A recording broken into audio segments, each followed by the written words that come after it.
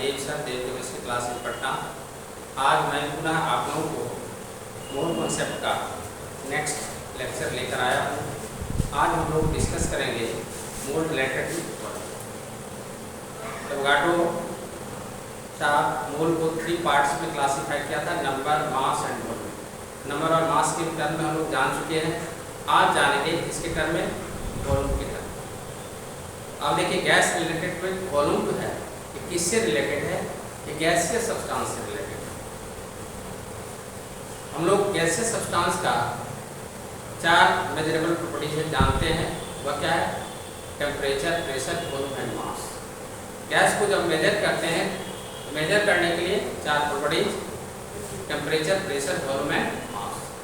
यहाँ पर Avogadro law दिया गया है, जिसको हम लोग एवोगाड्रो लॉ के नाम से जानते हैं। एवोगाड्रो लॉ क्या दिया है? तो उसमें 2 चीज को कांस्टेंट रखा और 2 के बीच में रिलेशन दिया। ये कंडीशनल लॉ है। कंडीशनल लॉ है कि कंडीशन क्या है? At constant temperature and pressure volume of a gaseous substance directly proportional to number of moles. उसी को नंबर ऑफ मॉलिक्यूल्स दिखाते हैं। अब यहाँ पर इसी को दूसरे टर्म में कहा है at constant temperature and pressure same volume of gaseous substance contains same number of moles और मॉलिक्यूल्स। यदि वॉल्यूम सेम है तो नंबर ऑफ मोल्स भी क्या होगा? सेम। कंडीशन क्या है? टेम्परेचर, प्रेशर कांस्टेंट होना चाहिए। चलिए आज हम लोग डिस्कस करते हैं और इसको रिटेन फॉर्म में भी लाते हैं मोल को।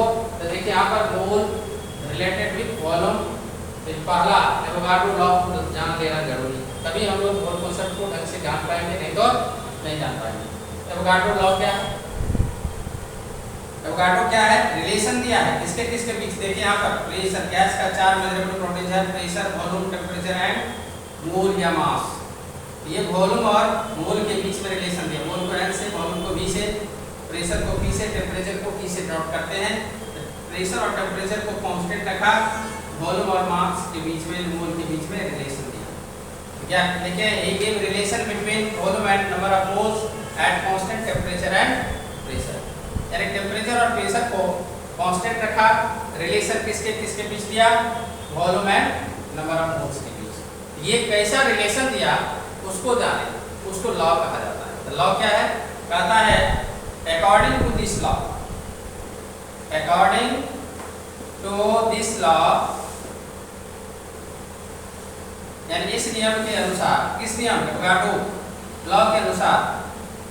According to this law at constant temperature and pressure volume of a gaseous substance is directly proportional to the number of moles or molecules, that is volume is directly proportional to number of moles mathematically। यानी volume को V से drop करते हैं, V directly proportional to N। इस proportional को हटाएंगे तो constant आएगा, V इक्वल टू Kn। अब देखो इसी को V बाय N बराबर K यानी कांस्टेंट।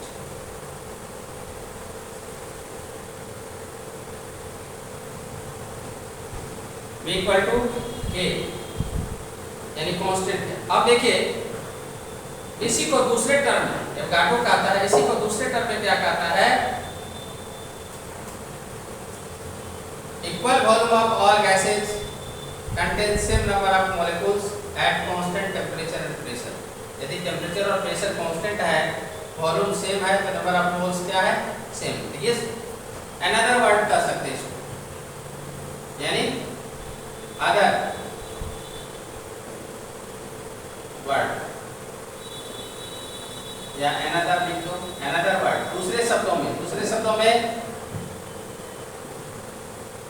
अकॉर्डिंग टू या Avogadro said that Avogadro said that at constant temperature and pressure, equal volume of all gases contains same number of moles और molecules भी कर सकते हैं। मोल यदि सेम होता है तो molecules भी सेम होता है। अब यहाँ पर जैसे हम लोग मान लेते हैं दो कंटेनर है, देखिए यहाँ पर क्या लिखा गया, Avogadro said that at constant temperature and pressure equal volume of all gases contains same number of molecules। कहता है यदि वॉल्यूम सेम होगा तो नंबर ऑफ मोल्स और मॉलिक्यूल्स क्या होगा, समान होगा। कंडीशन क्या है, टेम्परेचर और प्रेशर कांस्टेंट होना चाहिए। मान लेते हैं यहाँ पर क्या है, गैस ए, इसका वॉल्यूम V1 है, इसका मोल क्या है, N1। वॉल्यूम V1, मोल इसका गैस ए का नंबर ऑफ मोल क्या है, N1 है। अब दूसरा मान लेते हैं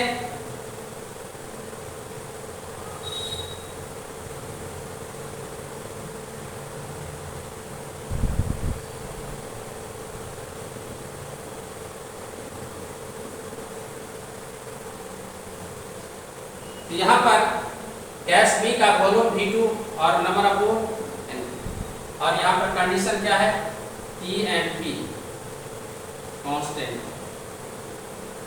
अब यहाँ जानते हैं हम लोग वॉल्यूम क्या होता है, वॉल्यूम मान लेते हैं V1 बराबर V2 है, मान लेते हैं लेट V1 बराबर V2, देन N1 बराबर क्या हो जाएगा, N2 हो जाएगा। इसके अनुसार यदि वॉल्यूम सेम रहेगा तो मोल भी सेम रहेगा। अब देखिए क्या करते हैं, इसको दोनों इक्वेशन को रिलेशन लाना है, क्या करेंगे, रिलेशन यदि लाना हो तो क्या करें, एक दूसरे का रेशियो फ्रॉम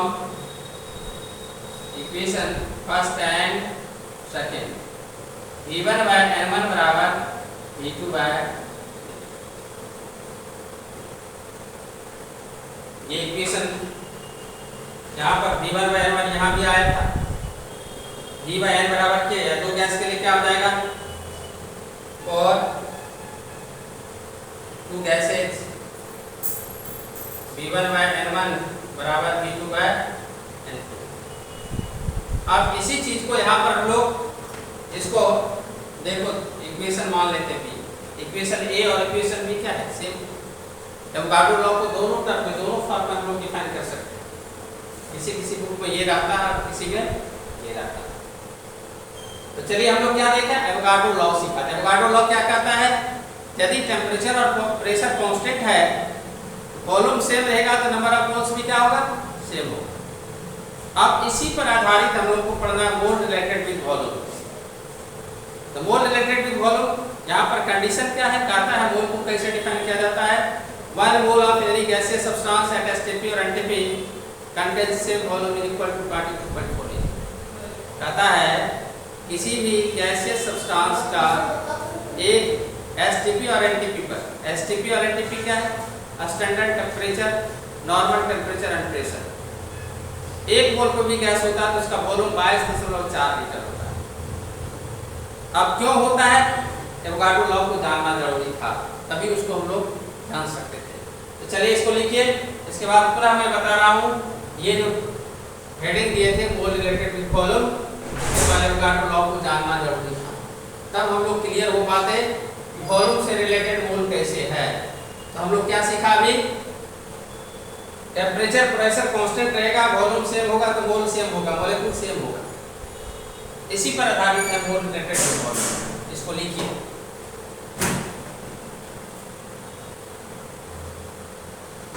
अब देखिए हम लोग क्या देख रहे हैं, मोल रिलेटेड विद वॉल्यूम। अब यहाँ पर मोल को डिफाइन किया गया है, 1 mole of any gaseous substance, any gaseous substance at STP or NTP contains same volume is equal to 22.4 litre, यानी इसको हम लोग 22,400 मिलीलीटर का 1 mole of any gaseous substance at STP or NTP contains same volume is equal to 22.4 litre. अब यहाँ पर देखो, 1 मोल जब कोई भी गैस लेते हैं उसका वॉल्यूम होगा 22.4 लीटर, यानी 22.4 लीटर। कंडीशन है एट STP या NTP। ये ऑब्लिक का मतलब है STP लिखो या नहीं तो NTP लिखो, दोनों में से कोई एक लिख सकते हैं। 1 लीटर बराबर कितना होता है? 1000 मिलीलीटर होता है। इसको मिलीलीटर में जब चेंज करेंगे क्या हो जाएगा? 22,400 मिलीलीटर होगा STP या NTP। अब देखो बच्चों, यहाँ पर एक नया वर्ड आ गया STP और NTP। STP क्या है? ये STP जानिए। STP इसको कहते हैं standard temperature and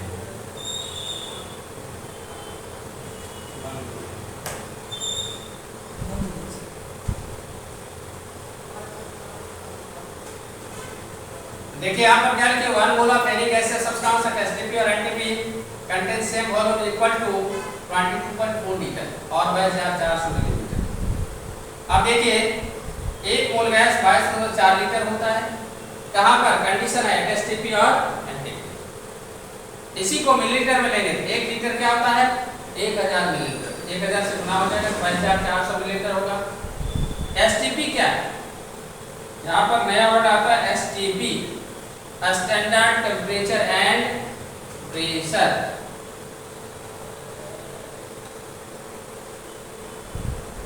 NTP normal temperature and सामान्य ताप तथा दाब। सामान्य ताप तथा दाब। सामान्य ताप और दाब पर 1 मोल गैस का वॉल्यूम कितना? 22.4 लीटर होता है। अब यहाँ पर एक नया टर्म ये भी आता है, ये STP पर टेम्परेचर कितना होता है, प्रेशर कितना होता है। देखो यहाँ पर एट STP और NTP। देखो बच्चों, STP और NTP पर टेम्परेचर कितना होता है? 0 degree C।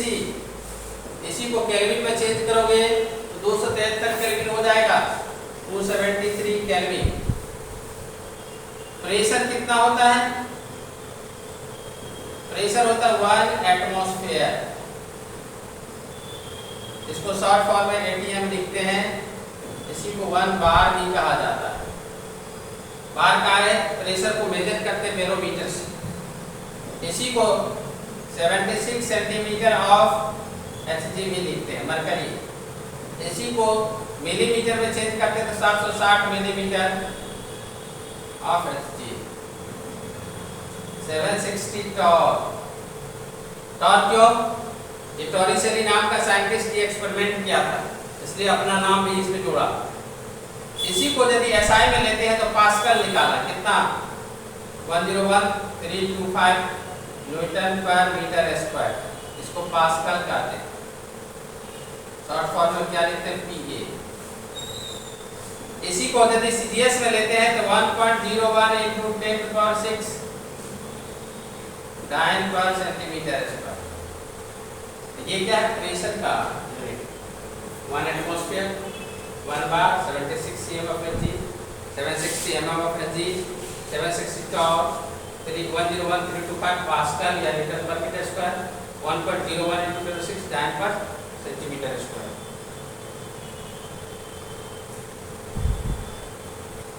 Eight STP temperature 0 degree C, 0 degree C 273 kelvin होता है। प्रेशर 1 एटमॉस्फेयर, 1 एटमॉस्फेयर क्या एक बार होता है, बैरोमीटर से मापते हैं। इसी को जब हम लोग सेंटीमीटर में लेते हैं 76 cm of Hg mercury, 760 mm of Hg, 760 torr, 101,325 metre पर मीटर स्क्वायर, ऐसा यूनिट है जिसको पास्कल के नाम से जानते हैं। इसी को सीजीएस में लेंगे 101 × 10⁶ डायन पर सेंटीमीटर स्क्वायर। ये एक्सपेरिमेंट कौन किया था? टॉरिसेली नाम का साइंटिस्ट किया था। ये कैसे किया था उसको देखिए। एक कंटेनर रखा, इस कंटेनर में मरकरी डाल दिया।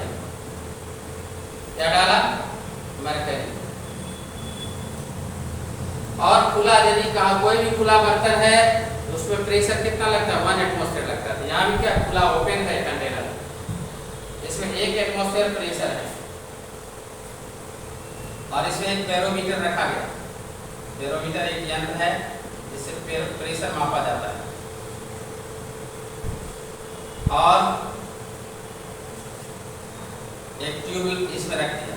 ट्यूब जब रखा तो ये मरकरी कहाँ तक गया? 76 सेंटीमीटर तक गया। ये मरकरी कहाँ तक गया? 1 एटमॉस्फेयर प्रेशर जब लगता है तो मरकरी कहाँ तक गया? 76 सेंटीमीटर गया। इसलिए 1 एटमॉस्फेयर और 76 सेंटीमीटर। इसी को कन्वर्ट किया मिलीमीटर में तो 760। ये एक्सपेरिमेंट कौन किया था? टॉरिसेली नाम का साइंटिस्ट किया था, इसलिए टॉर भी कहते हैं। ये ऐसा यूनिट पास्कल निकाला। इसी को सीजीएस में कन्वर्ट किया तो न्यूटन का यूनिट होता है सीजीएस में डायन, मीटर का सेंटीमीटर स्क्वायर होता है, सेंटीमीटर होता है। ये प्रेशर का यूनिट है। एसटीपी और एनटीपी समझ में आया? एसटीपी पर टेम्परेचर 0 डिग्री सी और प्रेशर 1 एटमॉस्फेयर। सीधा सीधा जानिए किसी भी एक मोल गैस का 0 डिग्री सी टेम्परेचर और 1 एटमॉस्फेयर प्रेशर पर वॉल्यूम कितना होगा? 22.4 लीटर होगा। अब यहाँ पर एक टर्म आता है मोलर वॉल्यूम। क्या आता है? टर्म आता है मोलर वॉल्यूम आता है। ये मोलर वॉल्यूम ही जानेंगे। इसको पहले लिखिए, उसके बाद मोलर वॉल्यूम जानते हैं।